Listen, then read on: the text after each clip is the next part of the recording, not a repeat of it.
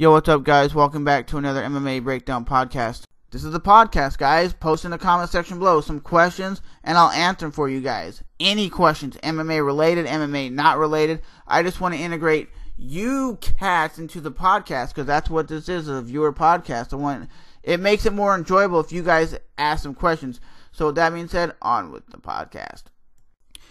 Morning report. Daniel Cormier requests a title shot against Jon Jones. Jon Jones says he's not impressed. What do you guys think in the comment section below? Do you think he deserves a title shot already at 205? Honestly, who's he fought at 205? Patrick Cummings, which is a nobody.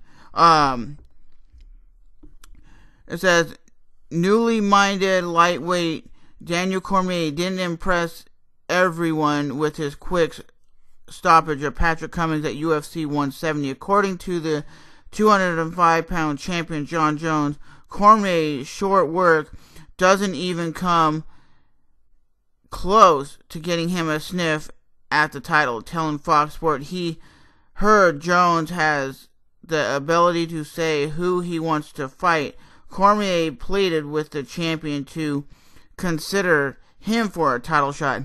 Like I said, who did he ever beat at 205? He hasn't impressed me at his UFC run. The only time he really impressed me was against Patrick Cummings, and Patrick Cummings is a low-level MMA fighter that fights on the amateur level and is not fighting top guys. And Daniel Cormier hasn't even fought a 205-pound guy who's in the top 10.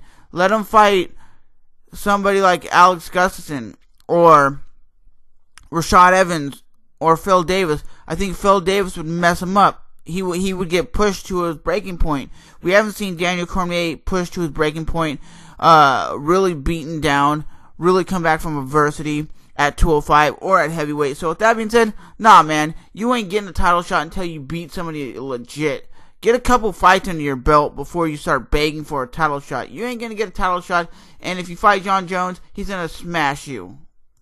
And I don't know if I talked about this yet, guys, that Chris Weidman is fighting Lyoto Machida because the TRT stuff is banned from the UFC and banned out of the Nevada Athletic Commission. Said we don't want it. And to be honest, I always thought it was cheating. You even see fighters like Michael Bisping said he only loses to fighters who are on TRT. His 3 knockouts were to TRT users.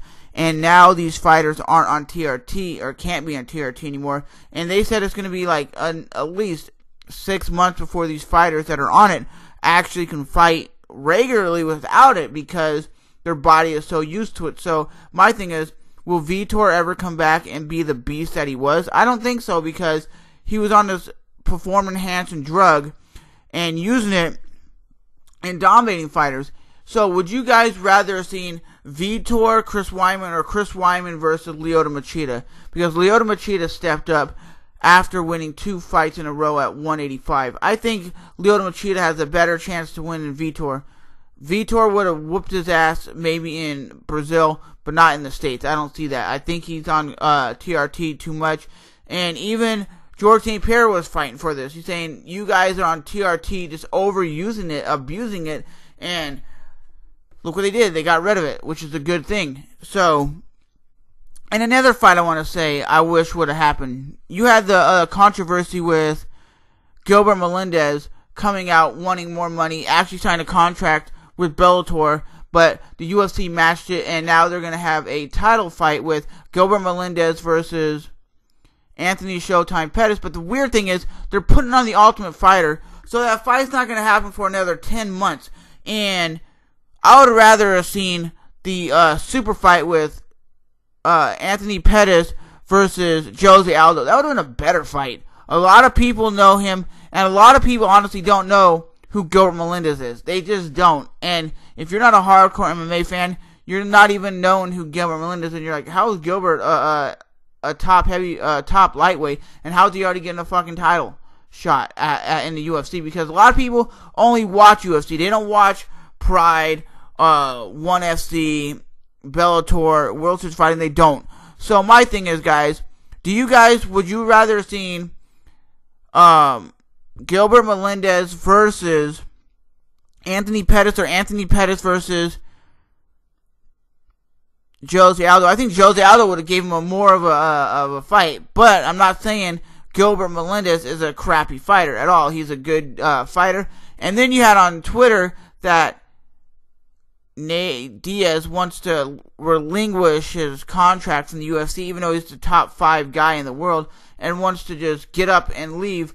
And maybe he's doing this because he's still under contract. Maybe he's doing this because Gilbert Melendez got more money and he wants money, and maybe this is the way for the UFC fighters to step up and make more money than they already are. And I heard this. UFC fighter Nate Diaz, when he fought against Gray Maynard, made $450,000. He made $150,000 in bonuses, and he made $300,000 for his regular fight. And if you look at what Gray Maynard made, he only made $45,000, which is still more than an average person working 9 to 5 making $15 an hour. But still, that's a big gap. That's like, here's Nate Diaz way up here, and you have the other fighter way down here. It's like there's a big gap in pay going right there. So it just doesn't make sense how some guy can be making $500,000 and another guy is making $50,000 in the same fight. It doesn't make any sense. Yushin Okami World Series of Fighting debut is set for March 29th, and it's going to be World Series of Fighting 9, March 29th in Las Vegas, Nevada on, NBCSports.com. You can watch it, or NBC Sports on your cable provider.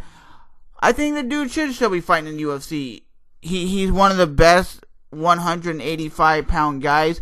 It's great to see these other organizations pop up and start making good fights and actually have some decent talent.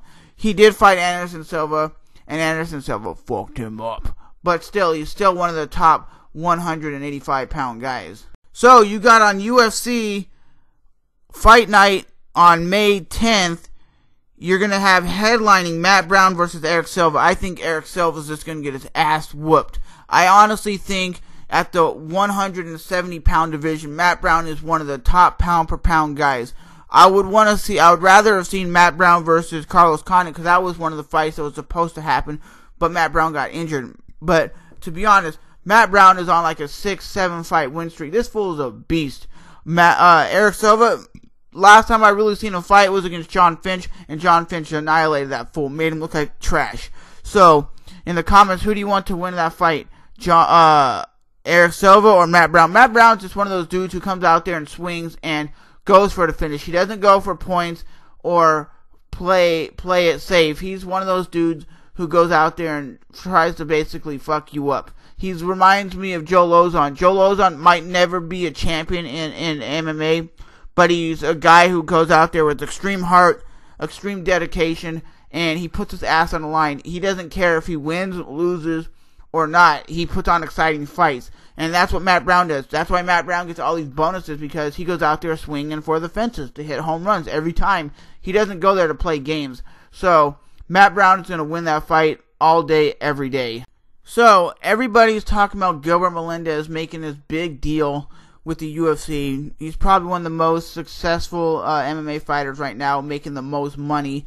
And basically opened his eyes up to all these other MMA fighters that are in the company. Like Nate Diaz probably was like, oh, you're making that kind of money, dog?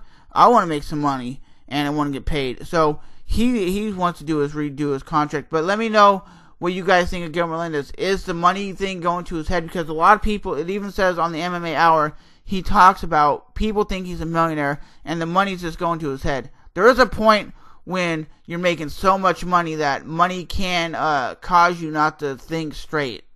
With that being said, guys, remember to rate, comment, and subscribe. Hit the like button, subscribe button, and I'll definitely see you guys in the next video. UFC 171 coming up very soon with Robbie Lawler versus Johnny Henrik. I think Johnny is going to be the next UFC 170-pound champion. With that being said, I'll talk to you guys next time. Bye-bye.